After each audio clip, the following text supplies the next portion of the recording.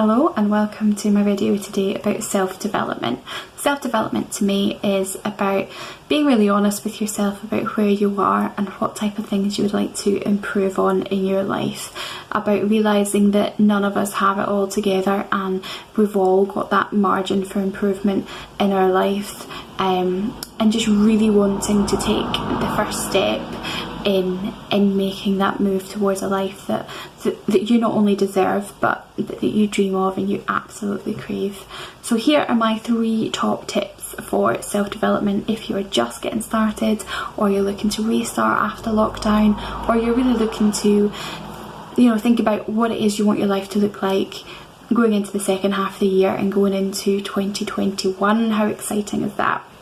Okay, so number 1 is figuring out who you are, figuring out some things about yourself, because until I had a good hard look at myself and I used some tools like personality typing tools, I thought I was a bit strange and I thought I was a bit weird, and then I realised that that's just the way I'm wired, and there are other people in the world who think like me and whose brain works quite similar to me. Some people give personality typing a really bad rap, but for me personally, I think it can be used as a really good base to figure out where you are, maybe some ways that you think, some things that make you tick, the way your brain works, the way you're wired, and then look at the areas within your personality that are known to be common areas of self-development. So for me, I'm an INFJ for Myers-Briggs, if that means anything to you. If not, feel free to go for Google.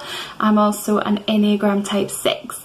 So both of those typings are really, they're known for being a little bit anxious, about having an internal committee, so not being very spontaneous. So those are the type of things, not being very in touch with your inner child. So those are the type of work-ins that I've done on myself personally. I would absolutely suggest go and learn a bit more about personality typings. There's so many out there, but 2 that I would recommend is Myers-Briggs and Enneagram.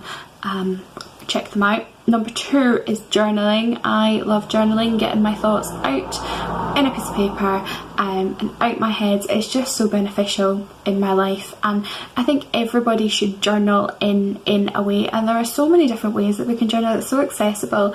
If you're not a writer, then some kind of vlogging, some kind of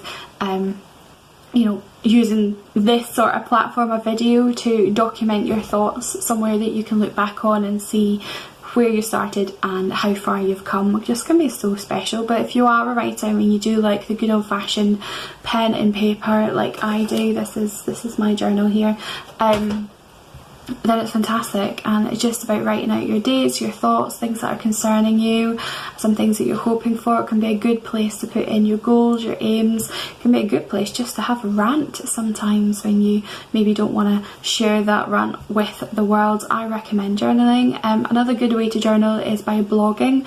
You don't have to publish blogs online for everyone to read. You can have them as private, and there's loads of different free blogging platforms out there that you can use just to get your thoughts out of your head and onto paper. I think if we keep our thoughts in our head for too long, we can start to ruminate about them and they can start to become not helpful. So getting them out and getting a place to process them is really, really important to me. Number 3, my 3rd step, my 3rd point, if you want to take a step towards self-development, is learning about communication, because communication is everywhere in the world. We communicate with our family, with our friends, people we live with, we communicate at work, we communicate in the shops, we communicate on the bus to buy our tickets, we communicate everywhere in life, and getting better at communicating with other people, being, learning about body language, learning about how you're presenting yourself to the world, to other people,